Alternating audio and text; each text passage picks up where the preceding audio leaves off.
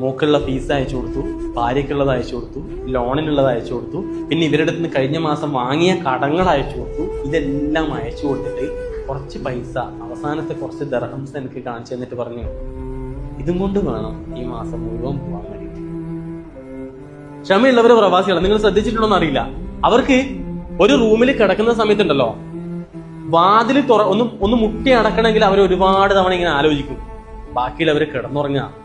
അവരെ എണീപ്പിക്കാതെ വേണം എന്ത് വേണം, മെല്ലെ ഡോറ് ചാരിയിട്ട് പോകാൻ. ബാത്റൂമിൽ കയറി കഴിഞ്ഞാൽ ഒച്ചയില്ലാതെ കുളിക്കണം. കാരണം ബാക്കിയിൽ അവർ എഴുന്നേറ്റ് കഴിഞ്ഞാലോ, രാവിലെ ചിലപ്പോൾ ചില ആൾക്കാർക്ക് 5 മണിക്കോ 4 മണിക്കൊക്കെ എഴുന്നേറ്റ് പോകേണ്ടി വരും. അലാറം വളരെ സൈലന്റ് മോഡിലാക്കിയിട്ട് കിടക്കുന്നതിന് അടുത്ത് വെക്കും. അങ്ങനെ പ്രൈവസി ഇല്ല.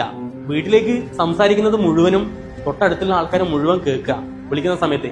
അതുകൊണ്ട് തന്നെ പ്രശ്നങ്ങൾ കൂടിയുള്ളവർക്ക് മനസ്സിലാവുകയും ചെയ്യും അല്ലേ. അപ്പോ